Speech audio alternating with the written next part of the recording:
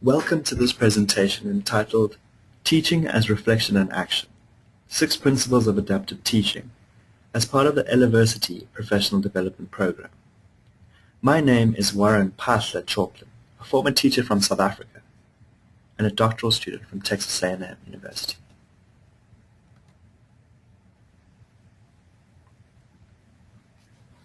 Welcome to this presentation entitled Teaching as Reflection and Action, 6 Principles of Adaptive Teaching, as part of the University Professional Development Program. My name is Warren Pasha Chalklin, a former teacher from South Africa and a doctoral student from Texas A&M University. What are we learning about today? This presentation applies Heifetz and Laurie's 6 adaptive principles of leadership to the ESL and bilingual teaching context. It outlines how teachers can use reflection to adapt their teaching strategies. I am passionate about supporting teachers and hope to share experiences and research in this area. Why does reflection and adaptation matter? As a teacher, nobody understands your context better than you. This presentation presents a framework that can assist you to adapt to your context. In my travels around the world, teachers have expressed common triumphs and frustrations. One teacher reflected her sense of loneliness and feeling bogged down. Although not the only strategy, reflection and adaptation can support your work in a meaningful way and impact students and you positively, moving you from the hamster wheel to the driver's seat. So what are the 6 adaptive principles of leadership? Heifetz and Laurie applied this to political and business leaders across the world. This presentation applies it to the teaching context. The 6 adaptive principles include getting on the balcony, identifying the adaptive challenge, regulating distress, maintaining disciplined attention, giving work back to the people, protecting voices of leadership from below. The first adaptive principle is getting on the balcony, which uses observations to guide actions. In other words, what is happening in your classroom? If someone was looking in, what would they see? And what would this reveal about your teaching and the students' learning? When the teacher symbolically steps outside and looks at the situation from a bird's eye view, they identify potential obstacles to the learning process.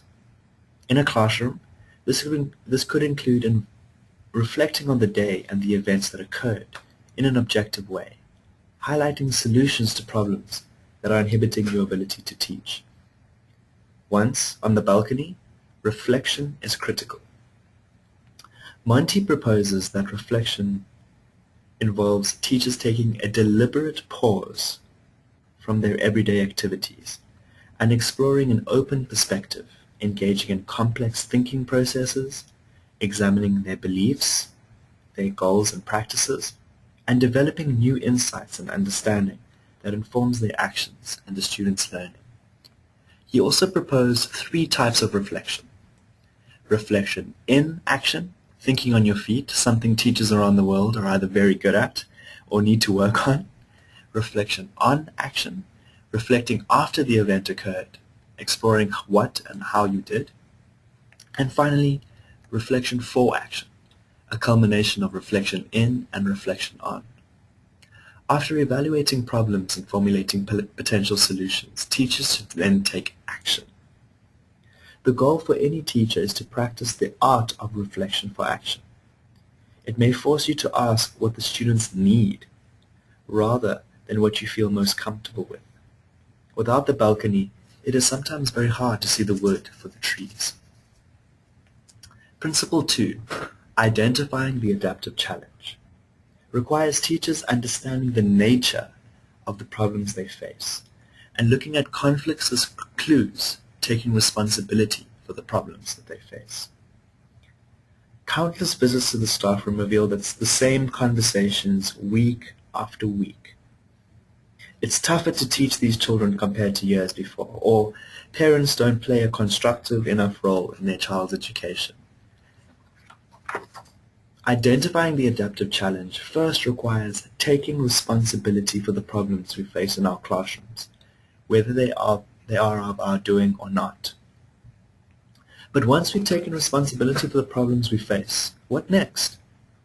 When dealing with problems, are we solvers or setters? The traditional approach is to solve a problem, but problem setting requires you as a teacher to frame the context and name the problem. For example, is misbehavior caused by bad students, or is there something in the classroom or the external environment that may be acting as a barrier to the students' learning? Is the misbehavior a hygiene factor for a deeper smell that needs addressing? Addressing the cause of the smell by naming the cause in its setting or context, and you can stop wasting energy spraying air freshener. Naming the problem, understanding the problem, helps you deal with the problem. Principle 3. Regulating distress. Teachers need to regulate the distress of their students using their emotional capacity to tolerate frustration, pain, and uncertainty in order to protect, orientate, manage conflict, and shape norms within their classrooms. So you've identified areas in your classroom that you would like to change. These changes can cause extreme distress for students, colleagues, and administrators. As a teacher, you will need to navigate this distress. But what if you have already set norms or have predetermined routines? This may be a difficult task for your students to adapt to. At this stage, it's important to think of ways in which you can manage the student's sense of uncertainty and possible frustration at the new changes. This principle takes time, often needing a few kinks to be ironed out along the way. But to make your job and the learning easier, these short-term discomforts may be worth it for long-term success. Principle 4. Maintaining disciplined attention. This consolidates diversity into meaningfulness through dialogue and the mediation of conflict. There will be pushback from changes that you make, and so this principle allows you to deal with that pushback in a meaningful way. Healthy changes are not only more productive, but also contribute to your mental, physical motivation and success. But it requires relentless focus on what you are trying to achieve. What do you want? And how can you work with those around you to achieve everyone's goals? An educator is both a teacher and researcher. And what can your students teach you about how to teach them? Fifth, giving work back to the people. This involves the diffusion of responsibility by accessing information from different vantage points. With the multiple challenges I face in the classroom, I often felt helpless and naturally despondent. While my supervisor listened with compassion, she often ended our conversations by asking, "So, what are you going to do about this?" This question baffled me at first, and it further deepened my despondency and sense of helplessness.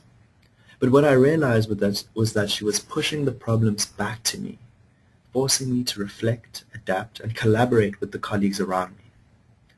Not only did this help me mold my teaching, it also provided me with a pedagogical tool to use in the classroom. When students came to me with concepts that they did not understand, occasionally I allowed them the space to learn how to find those answers independently, providing them with the valuable skill of self-learning and exploration. When challenged by students, teachers, or administrators, resist the urge to fix the problem. Push the work back to them. Allow them space to adapt, collaborate, and when necessary, provide feedback. Finally, protecting the voices from below involves giving people a voice in your organization or classroom. Once at a staff meeting when a critical issue was being discussed, I found the need to raise my opinion, although it was baseless and I lacked clear authority. However, rather than shutting my voice out, I was listened to, respected, and accommodated. This was powerful because it allowed me to listen to the students who challenged both the concepts I was teaching and my place in the classroom. After a while, I realized that the students weren't challenging my place as their teacher, but rather needed validation that their thoughts mattered and their cultures mattered. Listening strengthens practices and humanizes everyone. For ESL and bilingual teachers, culture, community, and a sense of who the individuals are in your classroom matters a lot in successful teaching and learning.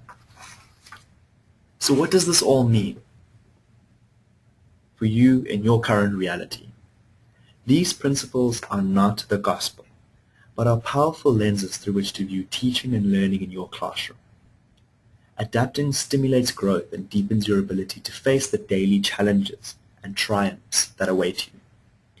But this is not a once-off linear process. Each day, you are faced with unique challenges and events that shape the direction of that particular day. The 6 principles are designed to act in a cycle of reflecting, acting, evaluating, and returning to reflection embedded within each principle. To end this presentation, I would like to leave you with a quote by Palmer, who said that teaching tugs at the heart, opens the heart, and even breaks the heart. And the more one loves teaching, the more heartbreaking it can be. The courage to teach is the courage to keep one's heart open in those moments when the heart is asked to hold more than it is able. Thank you for your courage and the impact you make every day. I hope you enjoyed this presentation, and I look forward to supporting and learning from you and the work that you do.